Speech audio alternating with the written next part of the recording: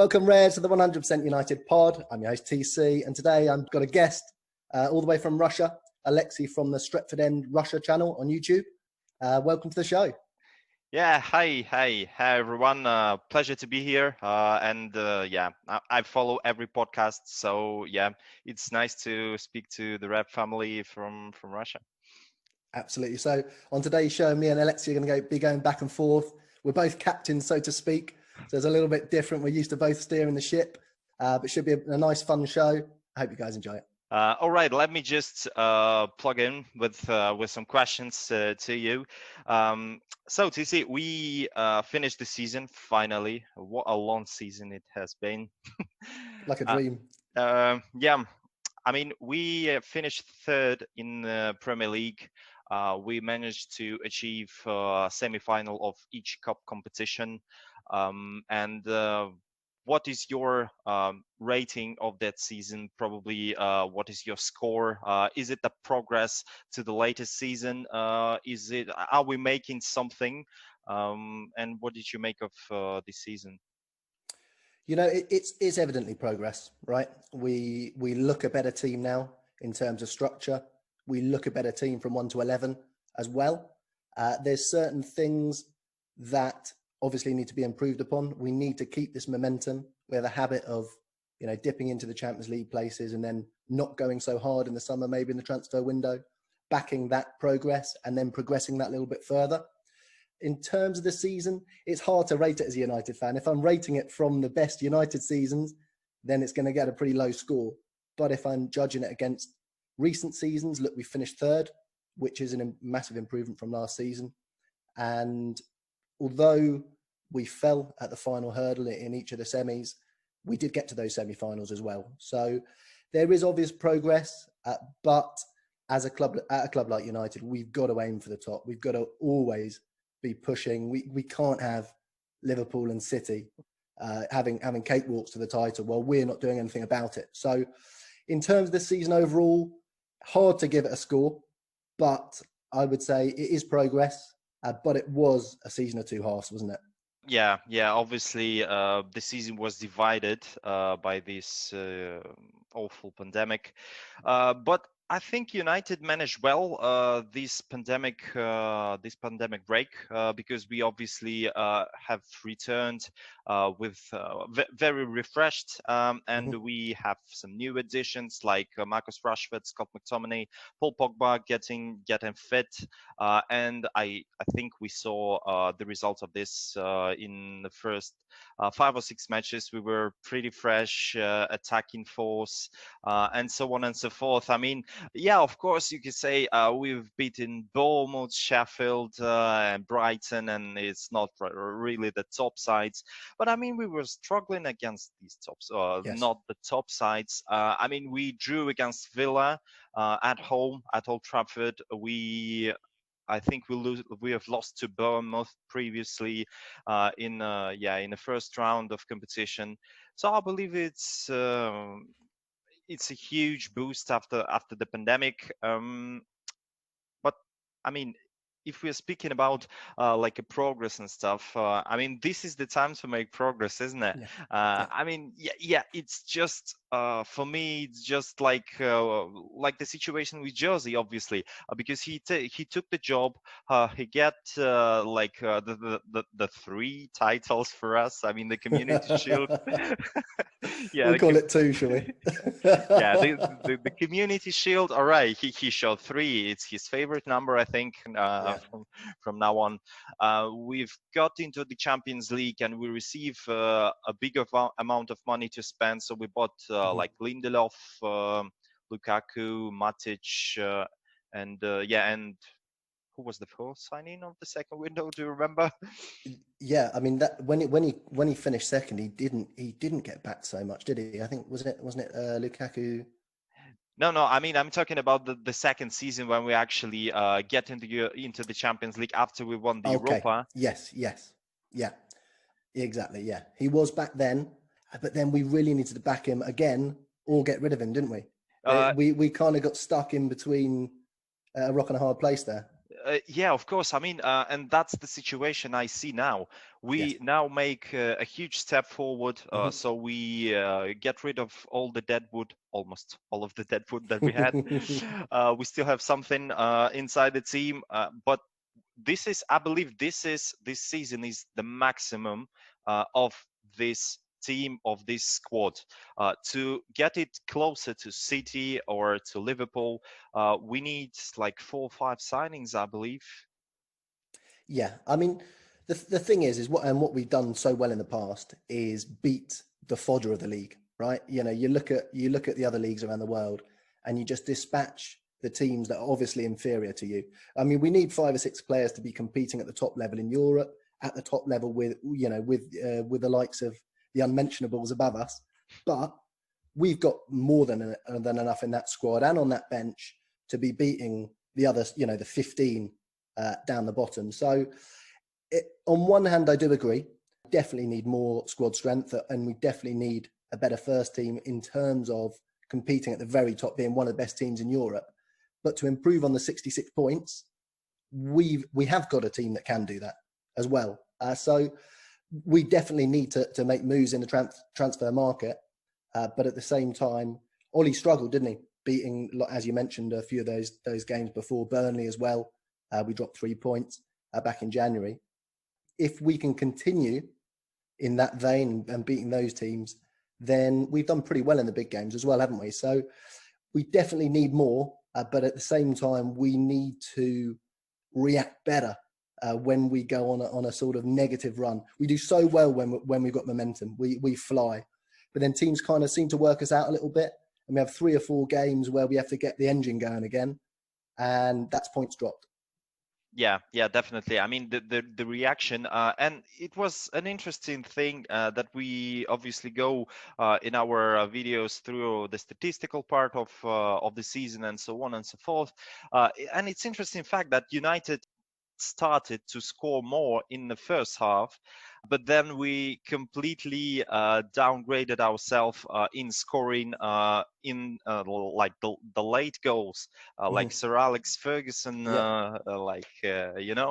like under him. And it's interesting, and I believe that this team, a little bit, even with the addition of Bruno, we still lack a bit of confidence. When Seville scores the second goal, like I felt, oh my God, we are so in trouble right now, because we cannot react with the sides like Seville, Yeah. and score and outscore them, especially when the keeper is doing the match of his life. I mean, we've missed so many chances against Seville, but Yeah. I'm talking about Seville a lot because we'll be playing the Champions League next year, and there are plenty very, very decent sides like Yeah. Seville, and so on.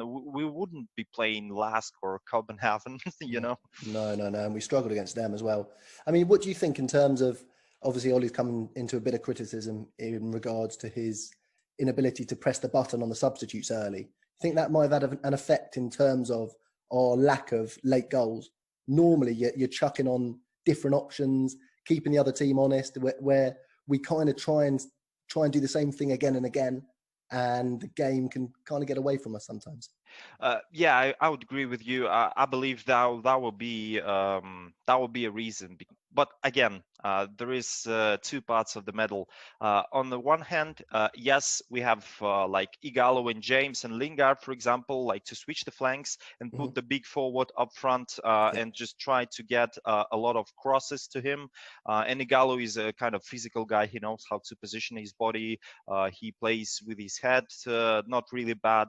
But that's the first point. The second point, I believe that Ole has a message to Glazers, probably. I believe he wants to show that, all right, this is the squad that can do things, but I don't have enough options from the bench without losing the quality of the game.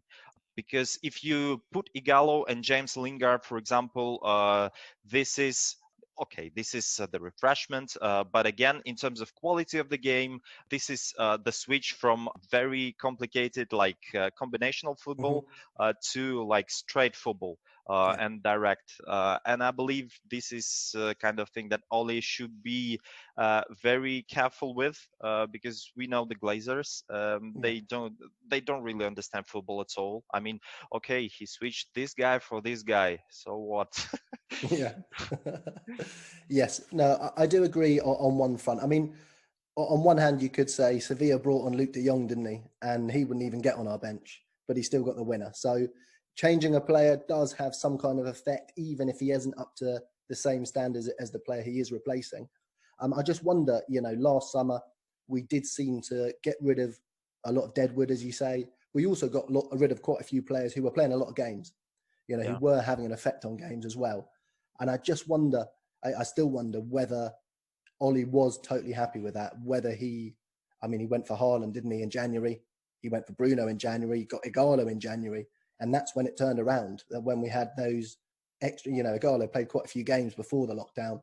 It did change around when we had those other options come in. So I just wonder whether when, the likes of Lukaku went, if he did really want a replacement then and had to sort of, get through to January before getting the reinforcement. So on one hand, I think we did leave the squad short, but I don't know whether that can be levelled at Ollie or the powers that be.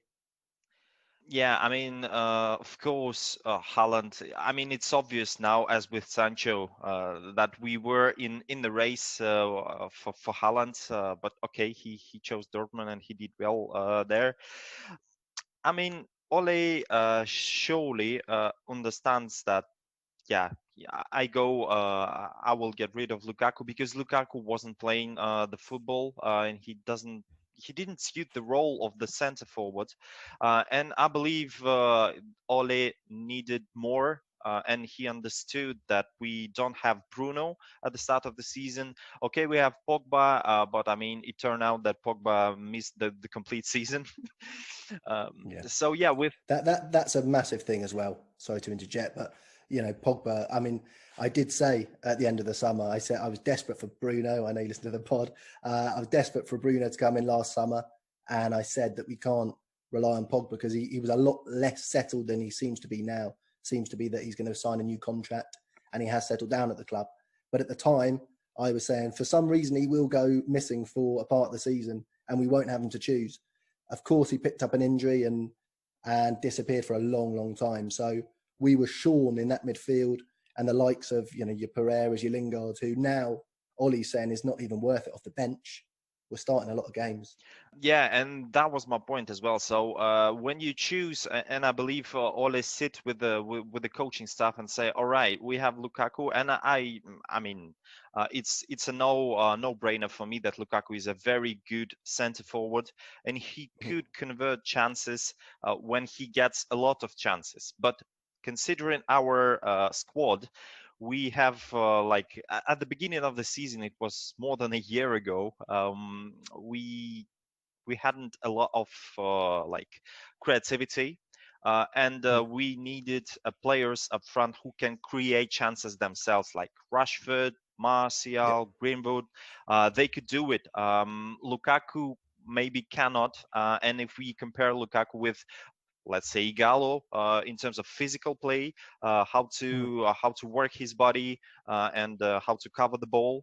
And I believe Igalo, he's like ahead of Lukaku in terms of very in terms of hold up play, certainly. Yeah. I mean, and that's why Ole maybe and Lukaku obviously was very overweighted, and it was funny really because when Ole did one interview, and he was asked how do you cope with pandemic and stuff, he said, oh right, we have very, very good players, they care about themselves, they look after themselves, and they don't come back 15 kilograms overweight.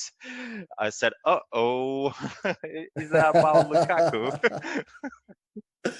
Yes, you do see it. I mean, of course, I can't imagine Lukaku's carrying actual fat, but it's muscle bulk, isn't it? It's too much muscle bulk. And you do see it with some players. Look, even like, say, Mbappe, some people are saying he might have put on a bit too much muscle, so he lost that little bit of dynamism. Lukaku at Inter Milan looks like he's actually shaved off a little bit of that muscle, and he is a little bit more dynamic again. So yeah, I certainly think that might be the case. All right. So yeah, uh, we now need the reinforcement in the transfer window, and let's get closer to the transfers then.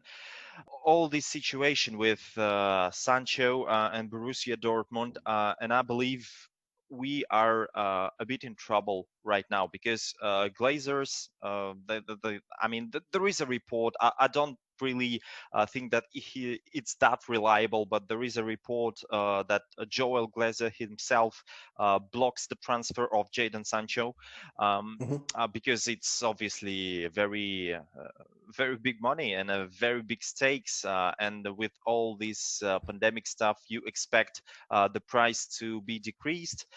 But I think United made it clear to the whole world that we are in a Jadon Sancho, and he's an option number one to strengthen our squad. And I think when you are in this situation, you need to go either all in, so to Mhm. just splash the money on Sancho and get Mhm. the player that all the fan base desperately wants, or you just say we will not do it, like very strictly and clearly, and go for the other Mhm. targets. But at the moment we Yeah. are in a situation that we are in for Sancho, we are in for everyone in this world, but no transfers, and it's Yeah. been 1 month of transfer window open.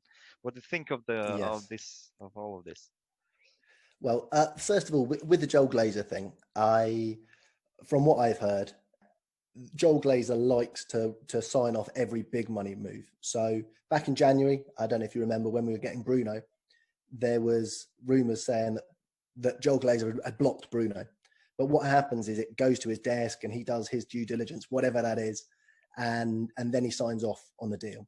So this was about a week ago that this happened. So I'm hoping that he's doing his dotting the I's and crossing the T's, because that's apparently the way he likes to work. So he likes that he's the one Glazer who is actually interested in the football club. He does call himself a fan, and he does like to get involved in it. So on that front, I don't think he's necessarily blocking it, but it has to go through him, and it has been something that has popped up that has apparently made us so slow in the transfer market. Normally you go from the manager to the decision maker, and that's it.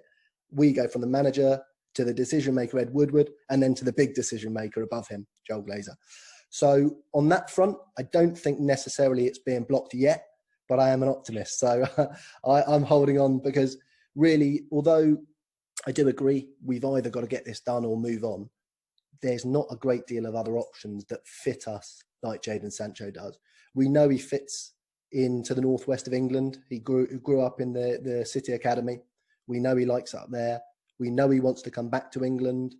He's young. He's posting numbers. Normally when you get a youngster in, they're not posting numbers. You think they might post numbers. He's posting assists and goals. He's played with lots of different dynamic players at Dortmund, at England, good friends with Rashford, knows Greenwood. You know, there's so many things that are right about this transfer. And I was thinking this summer that I knew Chelsea would go big, and I thought we would too, because we've got a strong financial structure in terms of making money, not just from match day, not just from the club. We've got so many revenue streams. I thought this was a massive chance to close the gap on Liverpool and City. At this rate, you know, they're going to increase the gap. So we do have to be careful. I still think it will happen. I still think we will get Jadon Sancho. But at the moment, I think we have to get this one over the line before we do anything else, because of the haggle we're doing with Dortmund. Because we're saying we don't have the cash. If we go and spend 50 million on someone else, Dortmund are going to turn around and say, hang about. Well, like, you could have popped that in the Jadon Sancho fund. So I think I always thought we might have to wait till after the Europa League and the Champions League conclusion. It might be the case that Dortmund need to get a replacement in. You know, your Depay was playing in the Champions League with Lyon, and maybe that seems like a good replacement. They've reinforced a little bit as well, Dortmund. I still think it will happen. And on United's side, I think if we were going to make such a big transfer, it'd be a British transfer record, wouldn't it? I think we'd want to announce it ourselves, and we'd possibly want to announce it when there's not a Champions League final, Europa League final going on, to kind of take the limelight off us. So I'm still positive. I don't think it's getting blocked, But yeah, you never know, do you? Because as we said, after a good season, after a progressive season, we haven't gone big in the transfer market for quite a while now. I mean, even back to the Moyes summer, you know, we'd just won the league with Fergie. Fergie hadn't spent too much money, had bought Van Persie, had left a lot in the pot. And although some people say it was an aging squad, you think, you know, the money's there for Moyes, and whether it was Moisey or whether it was the Glazers, between them, they seemed to spend the whole summer chasing Cruz and Fabregas around Europe. But we didn't get anyone. Well, you got Fellaini, didn't we? So yeah, history worries me, but I think we have to get it over the line. Yeah, I mean, I agree with you in terms of positivity, because they now, I mean, the Glazers now in this situation that the whole world is aware of what we want, and the whole world, of course, know that Man United got the money. So yeah, and Jadon Sancho, I still think it would be like very hard to push Dortmund, because if we want to to push something, we will need a bit of luck on our side, and as well, if the Dortmund has interest in Memphis Depay, or I believe it was Wilfried Zaha mentioned as well as a replacement to Sancho. And it's interesting because it's both players were playing for Man United, and I think in contracts of those two players, we have a percentage that we will get if the player gets sold. So if any one of them joins Dortmund, we can use this as a part of Sancho deal. I mean, this small part of the budget. But I'm worried about not only about that the Sancho will come. I believe he will come. Unless it is too late, you know, because obviously transfer window is open till 5th of October. And we're starting the season on 19th of September. And okay, first two matches are against Crystal Palace and Brighton. And thank God we have the start of the season. The first tour is postponed because we were playing Burnley away. And if we were playing Burnley away without any new additions, and we lost, oh my God, such a negative start of the season. I wouldn't imagine this. But okay, Crystal Palace at home, and then Brighton, I think, away. But then in first 7 tours, we have Arsenal, Tottenham. We have, I believe it's Chelsea and Everton. So it's a very hard start of the season, and all these 7 matches are happening before the end, before the transfer window close. So I'm worried about if we sign Sancho at the end of the deadline, and so he will come after 7 games. And we already lost the season. He could be not enough to close the gap for City. Well, and also if we leave it that late and we start bleeding points, then he might not want to come. That's the other thing, you know. No, I agree, and it's something we have done, isn't it? We with Bruno Fernandes, we waited till the end of January, and January was a mess. You know, we didn't do well in January. That could have been sorted out and signed, sealed, and delivered on the 1st of January. And things could have been a lot different. And we did it with Harry Maguire as well, didn't we? We waited and waited and waited. And then, you know, you miss pre-season, you take a bit of time to settle in and whatnot. So, yeah, I think if it's a case of, you know, 5 or 10 million, then when you're talking such a large sum, we should just get it done. If the clubs are really so far apart, then it's a worry anyway, isn't it? You know, then it potentially won't happen. So, yeah, it's a hard one to work out, isn't it? There was so much noise about it. There was literally, it just seemed like it was going over the line, and then it just all went quiet suddenly. Yeah, but okay, let's hope that we will get the news soon. Because obviously, if you look at the top 4 for next season, by the way, what's your expectation about next season? I mean, it's clear that it depends on the transfers solely, because one thing is that we get Sancho and maybe 1 or 2 players more. Although I think that if we get Sancho, Glazers could tell you, okay, deal done. No more, no one more. So what do you think about the next season, and what could be the target for this team and for Solskjaer? Well, for me, I start every season thinking we're going to win the All title. right. No matter what happens, I always start like that, because the thing is that you look at other teams that have won the title. You know, some people say, "Oh, you don't have a chance in the Champions League," but then you look at some of the teams that win the Champions League or get to the final, and you think, "Hang about." I mean, we beat Paris, didn't we, last year? And look at them now; they were just in the final. I know it shouldn't happen, but lots of things shouldn't happen. You know, Leicester shouldn't have won the league either, should they? So I always start thinking that we're going to win the league, and then I'm either massively happy at the end of the season or very disappointed. So I always think that. I think if I can take my red hat off just for a second, I would say that we've got to close that point gap. Look, we did finish third, but we've been 30 points off, haven't we? Yeah. And teams these days win the title with a lot more points, which should say that there's a lot more points to be picked up in the league. Back in the day, you had title winners, between 80 and 90 maybe. And, lower league teams would take points off the big teams. Whereas now you see teams romping away. And so to me, that says that the lower teams are not maybe as good as they used to be. And if we can beat all the fodder and then scare the life out of the teams above us going into the last few months, why not? I always think we should be targeting that. And I think we've been a bit of a victim as a club, lowering the standards because we've been so hurt by some bad seasons that we kind of go, oh, well, at least we got Champions League. And at least it's not so long ago we were laughing at Arsenal for that. So for me, I always think we should aim for the top. And if we fall just short, then next season we can really go for it. But we can't be letting our deadliest rivals, just be over the hill by Christmas. That's at the very least, we've got to close that gap and at least look like we're in the race for a bit and be really starting to make a statement that we are back. Because even though we finished third, we weren't in the top four for almost all the season, were we? Yeah. We came up on the rails at the end and caught them with their pants around their ankles, as we like to say on the pod. But yeah, so for me, we've always got to start going for the title and go from there. What about yourself? Well, I believe you mentioned lowering of expectations, and I'm a victim of this probably because you start to be because when United were winning, we were very strong and confident that if something happens, Fergie knows better. He will do something. I don't know, with Welbeck or Cleverley or just with anyone else. Phil Jones is a huge transfer and so on.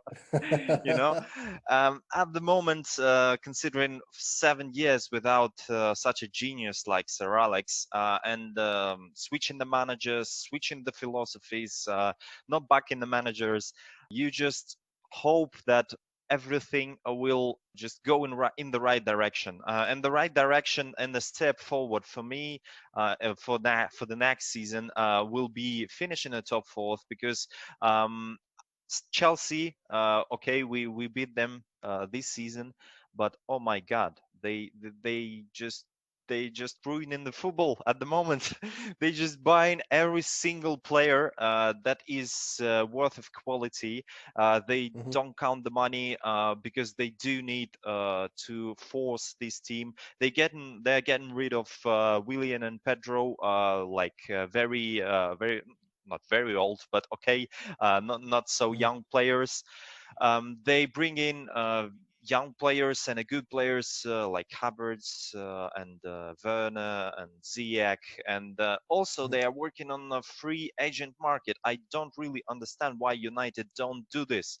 I mean, it's the free agent. You have nothing to pay for the player. The player would be, I'm talking about Thiago Silva at the moment. He just played as a captain for PSG in the Champions League final, and now he's joining Chelsea. What's your motivation in joining Chelsea after playing the Champions League final? Only the big ambition, and now Chelsea are getting this ambition, and United isn't. So Chelsea are closing the gap, definitely. Tottenham, It's a very complicated club with a very familiar manager, and me Yep. personally, I love Jose. I mean, Yeah. yeah, he's uh, of course we know all these all these chants about Mourinho and yeah, and his time at Chelsea, but I believe at United, if he was backed, we will be playing Champions League every year. We will be challenging the title, and yeah, okay. So at the Tottenham, the situation here is like the following. I see it as the following. He has good players. Like Mhm. Tottenham has very, very good players. And of course, they were playing their best football last year, not this year. So they are maybe set to leave the club. Or if we are speaking about Hurricane and Son, obviously two big players, and maybe Lucas Moura. I don't know about Dele Alli. He seems to be disappeared at the moment. But yeah, in terms of pandemic, Daniel Levy, will not solve them, of course, and Mourinho can squeeze them this season and say, "All right, you will go next season, but this season, let's work out together and do as much as as we can." Yep. And they can beat Man United, for instance, in battle for the top four, even playing with puck in the bus and just one goal, Mhm. or like classic Mourinho, but it gets you results. And Yep. sometimes Man United is playing very, very good football, like with Copenhagen, but we didn't get. Oh, of course, thanks to penalty, we did get the result. But I mean, we were creating, I believe, 11 crucial chances, 11, and we scored just once from the penalty spot. So yeah, I believe a lot of teams are improving, and United need to be not really in the race, but on the front foot.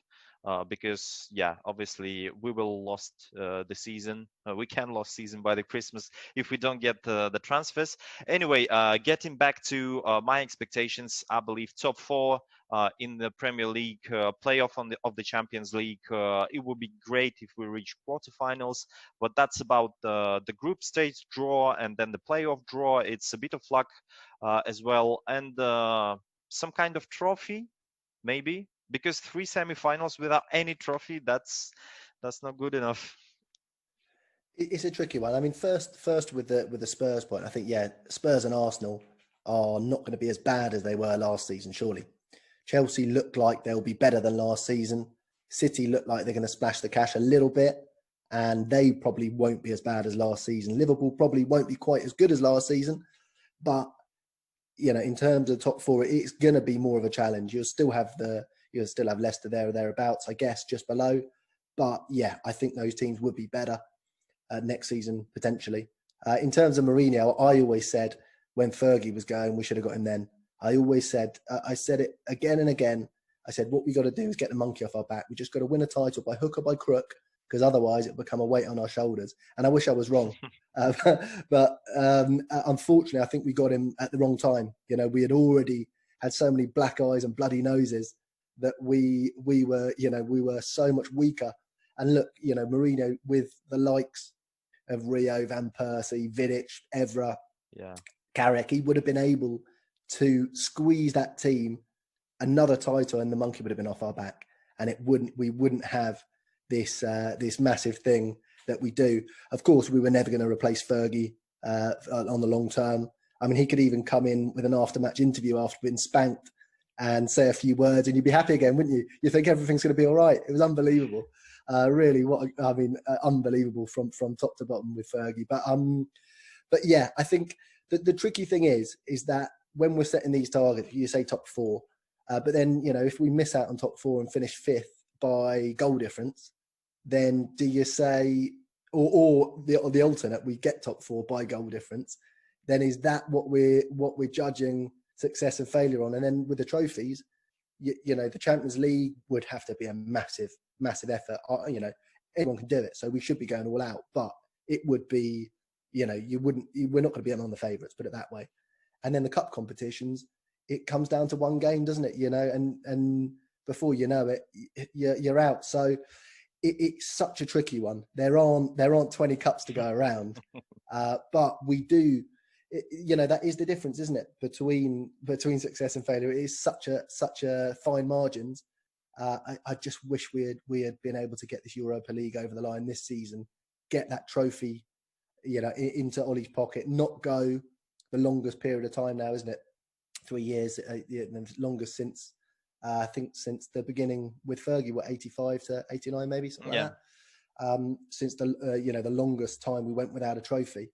So, yeah, I think the main thing this season, although we finished on the same amount of points, 66, we look a better team now going into the next season. You think there's more to come from Bruno. I'd like to see more from Pogba in that partnership.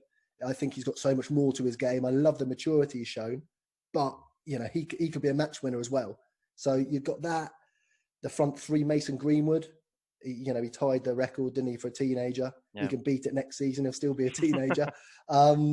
So you've got those players who potentially will improve, but at the same time, there's only so long we can go with saying, "Oh, we're improving a little bit," but at the same time, we're not getting that much closer. If we were top four and we finish on, say 80 points, for instance, 14 points more, 5 more victories than this season, and we're in the mix with the cups, as you say, did well in the Champions League, looked like we belonged there rather than, sort of limping over the line and maybe squeezing out of the group and then getting bashed, then I'd see the progression again.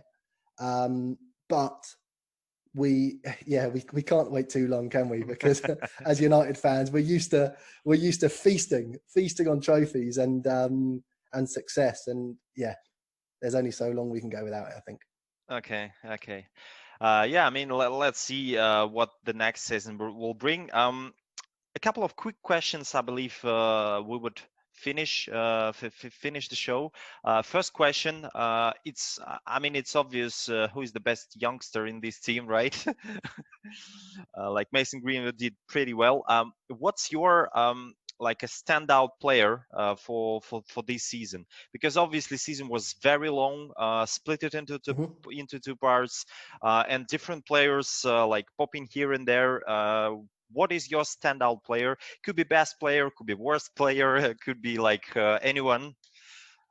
From the season just gone, or in potentially the season? No, from the season just gone. Yeah, season just gone. Look, Bruno changed everything, didn't he? Bruno came in at the end of January and was, a blast from the past, if you like. Those players that come in, with their shoulders back and just change the whole atmosphere around the club. We've seen it with the Cantonars. You've seen it with Robin van Persie did it to an extent. I think Bruno, in terms of the change of mentality and the change of just results, the output of that guy from midfield is just ridiculous in terms of assists and goals as well. We finally got a penalty taker that we can rely on as well, which is nice. I'm glad they're not doing the rotation thing anymore. But in terms of terms of players, I mean, look, he's won 4 Player of the Month awards for United, which is just balmy stuff. So Bruno would be, I've fallen in love with him already. But I have to say, Mason Greenwood, I am a massive, massive fan as well. I love those kind of players where when they got the ball, there seems to be nothing on, and in a flash, he's banged one at the near post, he's curled one in the far top corner. No back lift to those shots, and they're sort of in before they leave his foot, aren't they? So, Mason Greenwood I absolutely love.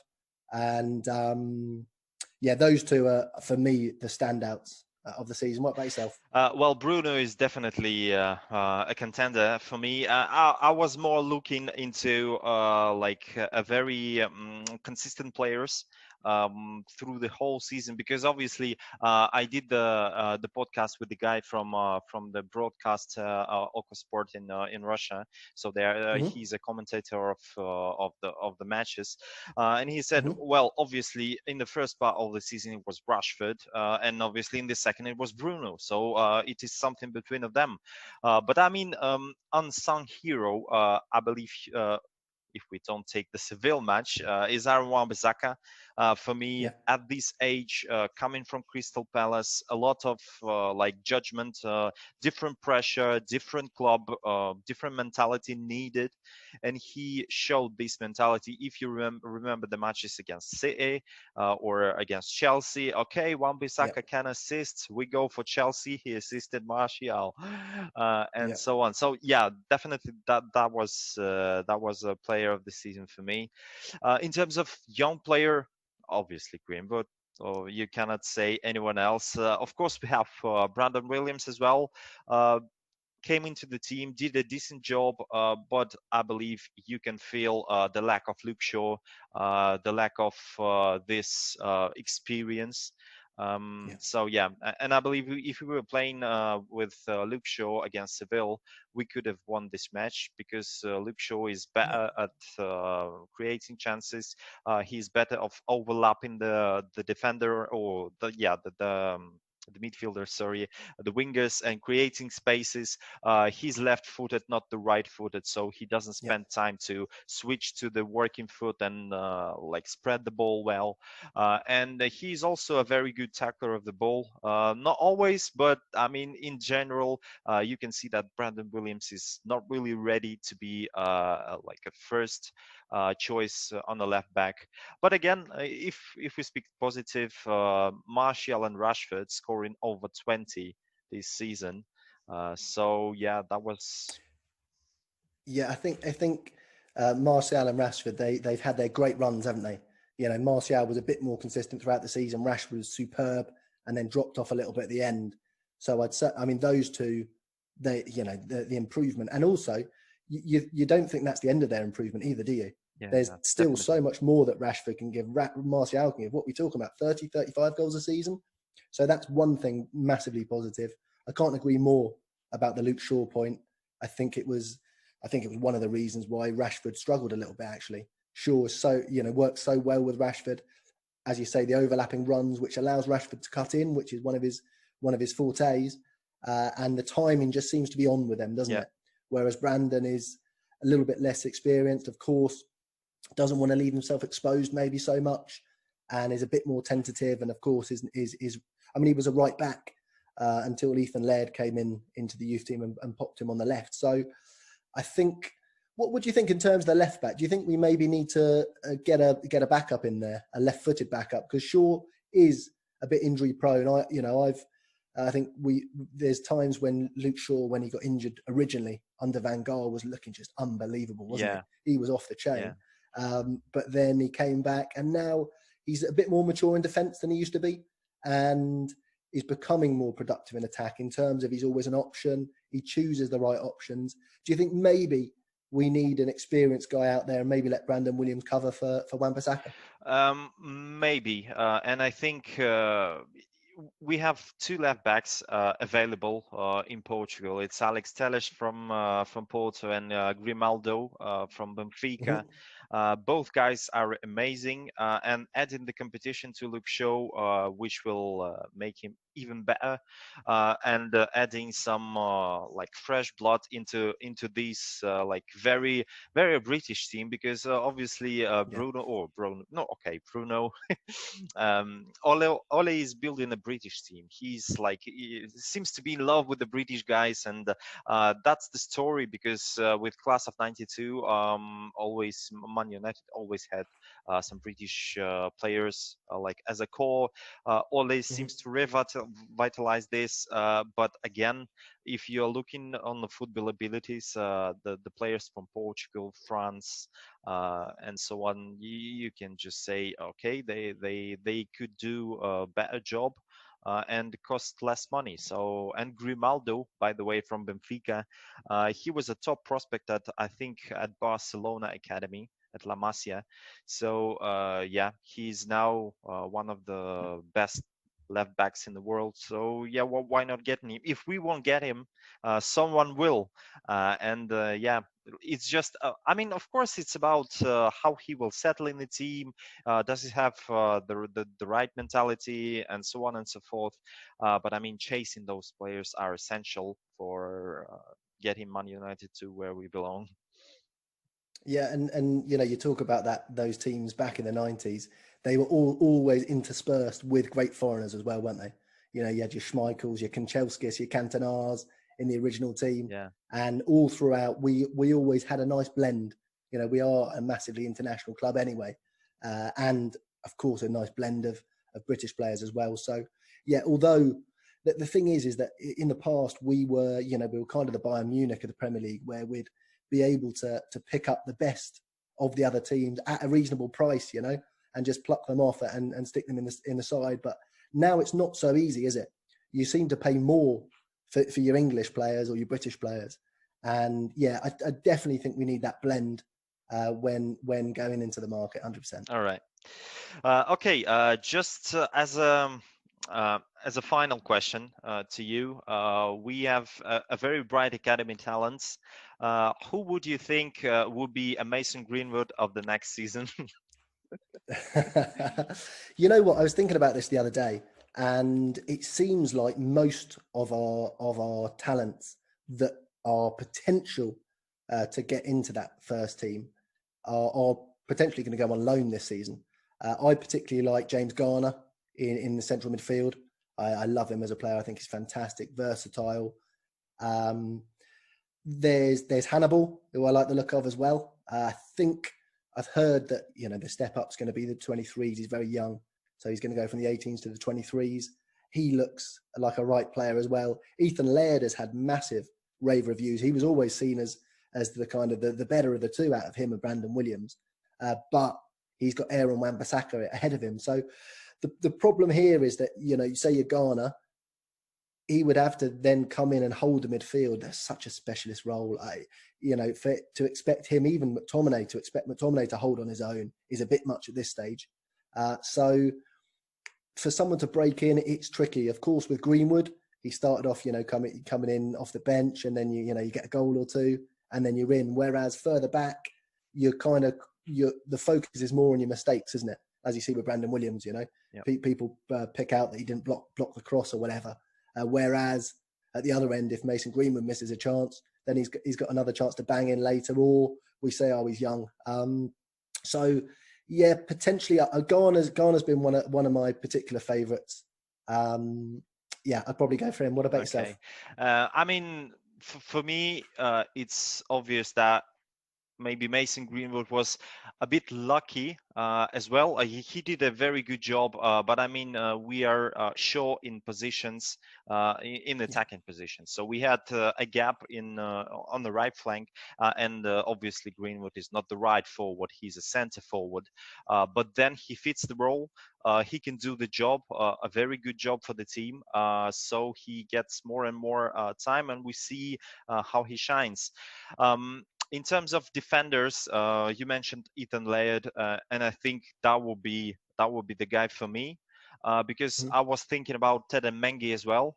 He was training with Ethan Laird and with the first team in the preparations of Europa League matches this year, which shows the faith of Ole into this guy. He's a very young guy. He's I think 18 or something. Yes, he is. Yeah, he's 18. Yeah. So he's the captain of under 18. He was playing under 23 as well last season, and he can play a centre back, either left back. So yeah, could be this guy or could be Ethan Laird. But again, it comes to the competition in the team, and I believe the defense. We have the largest competition in defense because if you think, okay, maybe the substitutions are not so good, but they need time as well. And to play ahead of them, you need to outwork them on training. So if we're talking about the right backs, we have Wan-Bissaka, we have Timothy Fosu-Mensah over there, we have Diogo Dalot. Oh my God, he's still there. Then in terms of centre backs, of course, Harry Maguire, Lindelof, Bailly. We have Tuanzebe, where he is. He did the surgery, I think, and now he recovers. But again, Tuanzebe could be the good fit. And as a left back, you have again Luke Shaw, Brandon Williams. Fosu-Mensah can play there. Diogo Dalot can play there. So to get into these defensive positions, you need to outwork those guys. And Ethan Laird may be worth attention, because Fosu-Mensah can be playing everywhere. Like he's, I would say, maybe John O'Shea in a modern era. And as a profile right back, Ethan Laird would be the guy for me. Yeah, I'd say when it comes to the youngsters, it's a funny one, isn't it? When we had our our more successful years, when we had a stronger team, a stronger squad, it's much easier to blood the youngsters. When you put games to bed, when you're 3-0 up, 4-0 up, you can put these guys on, just give them a little taste 10 minutes, give them a little taste 15, 20 minutes. And then they grow into the squad as well. Whereas at the moment we're always seemingly under, like our biggest game of the season happens about 20 games a season these days, doesn't it? So we and all those players we've mentioned, I love Teddy Mengi as well, but when do we play him? Because we can't afford, youngsters are going to make mistakes, and though they're in those positions where you're going to be magnified. United is such a massive club with such a focus on it. You see how we grab headlines more than any other club. And yeah, we need to get that success, and then it's so much easier for the youngsters to then come through. Okay. I've got one question for you as well, actually. Yeah, okay. Before we finish. Go. Regarding an academy graduate as well. Goalkeeping wise, of course, Dean Henderson looks like he's not going back to Sheffield United. They've got Ramsdale in from Bournemouth, paid about 18 million for him. So he's not going back there. He said his goodbyes. Do you think he's going to stay and compete with David De Gea? Do you think that's a good idea? Or do you think maybe we're looking for a different loan, maybe to a team with European football? Well, it's a very, very interesting question, because obviously we did a bit of research, and we saw in other podcasts that, like, the guys in Russia, they were speaking with the goalkeeper coach, and they discussing the De Gea situation. And Dean Henderson and so on.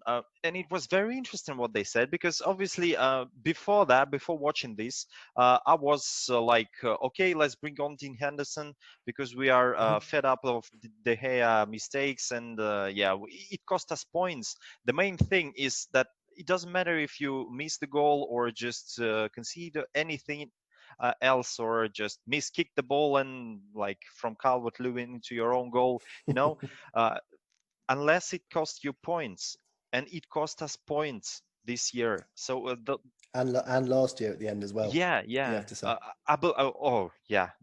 That's a reminder of Barcelona game where we are 1-0 down, and we are pretty much in the game. It still could be ours, could be theirs, and then the hair just goes into under the hand. Chucks it in, yeah. And you just, oh my god. Anyway, let's go to Dean Henderson. He could play, but I think he's not ready for Man United just yet. And I believe the reason why we put him out of Sheffield, we will loan him to a more serious club, I would say. Of course, Sheffield did a great job this year, but I think it wouldn't be that that solid. They wouldn't be in the race for the European competitions this year, or next year, sorry. So I believe we will go with the loan, maybe to Everton, because they obviously have a goalkeeper issue, because come on, they have on the bench, they have Stekelenburg, the Dutch guy, and the first keeper isn't good enough as well, even though he's a first team choice for the England squad. So Everton could be an option for the loan of Dean Henderson to gain this experience, and then maybe back if he will show that he will perform at the level higher than the Sheffield.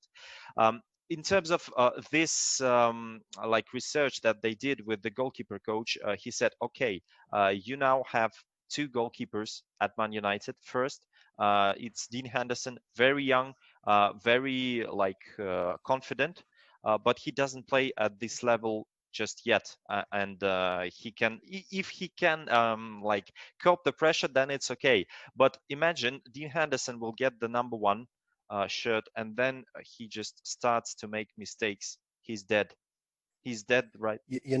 We've discussed this, and if you look through the history, playing for United is a different kettle of fish. This is a different story totally. You see the focus on our players and our keepers especially. You look through all our keepers. We'll go back to Schmeichel. He had the magnifying glass on him at the beginning. He made quite a few bloopers. You have to get through that. Van der Sar at the beginning, people questioning him, came from Fulham. They said, is he finished? David De Gea, exactly the same. The test at United is every single mistake will be magnified. He made a few for Sheffield United this season. Everyone's going to be on your back, and you have to get through that stage, come out the other side, and then you're a United keeper. The problem we'd have if we had De Gea and Henderson is that when he makes a blooper, which he will make a blooper. And that's no criticism of Henderson at all. Keepers make bloopers, and it just depends who you play for. He'll make a blooper, and then we put De Gea in. And then we wait for De Gea to make a blooper. And then we put Dean Henderson back in. And you potentially burn both keepers. Yeah. You've lost. De Gea knows you have no faith in him anymore. His confidence goes even further down. Dean Henderson is gone. What I'd suggest, we've got a nice little opportunity with the Euros coming a year later. If we can find a decent loan for Henderson, if he can work his way into that England side, if he plays in the Euros, it's a perfect dress rehearsal to then say, look, he can handle the pressure of playing for England as number one. Obviously not as big a job, but potentially then he would then be a little bit more ready to come in and take the number one shirt potentially. Yeah, that's what the keepers coach as well said. If you have one keeper, very young, confident, but didn't play at this level at all, and you have the experienced one, but made some mistakes, and you just start switching them, you receive two good choices of the second goalkeeper, but you don't have first choice. And this is the thing about De Gea. I still believe we will loan out Dean Henderson and we'll go stick to David De Gea. Maybe it's a shame for Sergio Romero, and he will leave us this year because obviously he needs time. He didn't play in those semi-finals that we were getting at, and it's a no-brainer for him. I believe we will lose Romero this season, this transfer window. Yeah, the only potential I can see, and it's very un-United. It's very it's not a very English football thing to do. We've seen it happen at Real. We've seen it at PSG. We've seen it at Barcelona, and a number of other clubs as well. Juventus, I believe, as well. Buffon and Szczesny, where one keeper plays the league games and the other keeper plays the cup games. And we're not talking about Romero playing the lesser cup games, and then when it comes to the crunch, De Gea obviously being number one. Yeah. We're talking about one of them plays Champions League, League Cup, and FA Cup every single game, and that's the end of it, barring injury. The other keeper plays all the league games, and that's the way to do it. I personally, I'm not a fan of it. I know your friend Jose Mourinho was the first real guy. Remember, back in the day, in English football, your first team keeper played every single game. He played FA Cup games, League Cup games, Champions League games, and Premier League games. That's it. They don't run around. They don't need a rest. And that was our mentality. But then Mourinho came in, and he would always have his guy play the cup games. And gradually it spread throughout the league as more foreign managers came in. I don't think it's a good road to go down because, again, you're not putting your full faith in either of them. But that's the only potential thing if we're going to keep both of them, which we might at this rate. TC, thank you very much to come into our channel. It was very great to have you and to attend on your podcast as well. Guys, subscribe to if you speak English, subscribe. All the links will be in the description at any platform and listen to your 100% United pod. Yeah, thank you so much for having me, Alexey. Absolute pleasure. Good luck with the channel. Good luck, everyone, with the new season. And I hope we've got something to celebrate at the end of it. Yeah. Cheers, guys. Bye.